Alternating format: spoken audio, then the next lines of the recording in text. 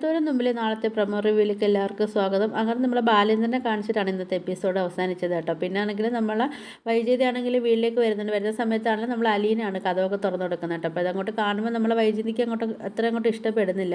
അങ്ങനെ രണ്ടുപേരും ഒന്നും രണ്ടൊക്കെ പറഞ്ഞ് രണ്ടുപേരും അങ്ങോട്ടും ഇങ്ങോട്ടും സംസാരമാവുന്നുണ്ട് കേട്ടോ. ആ സമയത്താണെങ്കിൽ നമ്മൾ അലീന പറയുന്നുണ്ട് മക്കളെ നല്ലതുപോലെ വളർത്തണം, അല്ലെങ്കിൽ ഇങ്ങനെയൊക്കെ സംഭവിക്കുമെന്ന് പറയുന്ന സമയത്ത് നമ്മളെ വൈജയന്തി പറയുന്നുണ്ട് എൻ്റെ മക്കളെയൊക്കെ ഞാൻ നല്ലതുപോലെ വളർത്തിയത്, നിൻ്റെ അമ്മ നല്ലപോലെ വളർത്താത്തതുകൊണ്ടാണ് നീ ഇങ്ങനെയൊക്കെ ആയിപ്പോയി എന്നൊക്കെ പറയുന്നുണ്ട് കേട്ടോ. അത് കേൾക്കുന്ന സമയത്താണെങ്കിൽ നമ്മൾ അലീനയ്ക്കാണെങ്കിൽ നല്ല സങ്കടം വരുന്നുണ്ട് കേട്ടോ. അതിനുശേഷം പിന്നെ നമ്മൾ അലീനയാണെങ്കിൽ ടേബിളൊക്കെ ക്ലീൻ ചെയ്തുകൊണ്ടിരിക്കുന്ന സമയത്ത് നമ്മൾ രോഹിത് അങ്ങോട്ട് വരുന്നുണ്ട് കേട്ടോ. എന്നിട്ട് അലീനയുടെ അടുത്ത് പറയുന്നുണ്ട് നീ നിൻ്റെ കാര്യം നോക്കിയാൽ മതി, അല്ലാതെ എന്നെ വളർത്താൻ വേണ്ടി ഇങ്ങോട്ട് വരണ്ടെന്നൊക്കെ പറഞ്ഞിട്ട് രോഹിത്തും അങ്ങോട്ട് പോകുന്നുണ്ട് കേട്ടോ. അപ്പം ജോലിയിലെല്ലാം കഴിഞ്ഞതിന് ശേഷം നമ്മൾ അലീനയാണെങ്കിൽ മുത്തശ്ശിയുടെ റൂമിൽ വരുന്നുണ്ട്. മുത്തശ്ശിയാണെങ്കിൽ പറയുന്നുണ്ട് ഈ വീടാണെങ്കിൽ ഇപ്പോൾ ഒരു നരകം കണക്കായി നിൽക്കും, ഇനിയിപ്പോൾ എന്തെങ്കിലും മാറ്റം വരണമെങ്കിൽ നമ്മളെ വൈജി തന്നെ വിചാരിക്കണം എന്നൊക്കെ പറയുന്നുണ്ട് കേട്ടോ നമ്മൾ അലീനയുടെ അടുത്ത്.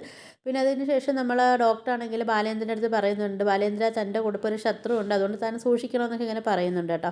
അത് കഴിഞ്ഞിട്ടാണെങ്കിൽ നമ്മൾ വൈജയന്തി ആണെങ്കിൽ റൂമിൽ ചെന്ന് ഇങ്ങനെ മേശോർ നോക്കുമ്പോഴത്തേക്കാണെങ്കിൽ തോക്ക് കാണുന്നുണ്ട് കേട്ടോ. അപ്പോൾ തോക്ക് കാണുന്ന സമയത്ത് നമ്മൾ വൈജയന്തി ആണെങ്കിൽ ആകെ ഷോക്ക് ആവുന്നുണ്ട്, എന്താ സംഭവം, ഇതിപ്പോൾ എവിടെ നിന്നാണ് വന്നതെന്നായിരിക്കും ആലോചിക്കുന്നത് കേട്ടോ. അപ്പോൾ ഇതൊക്കെയാണ് നാളത്തെ പ്രൊമോ റിവ്യൂ ആയിട്ട് കാണിച്ചിരിക്കുന്നത്. അപ്പോൾ നിങ്ങൾക്ക് എൻ്റെ വീഡിയോസൊക്കെ ഇഷ്ടപ്പെടുകയാണെങ്കിൽ ഒന്ന് ലൈക്ക് ചെയ്ത് ഷെയർ ചെയ്ത് സബ്സ്ക്രൈബ് ചെയ്ത് കൂടെയുള്ള ബെല്ലൈക്കൺ ഒന്ന് എനേബിൾ ചെയ്ത് ഒന്ന് സപ്പോർട്ട് ചെയ്യണേ.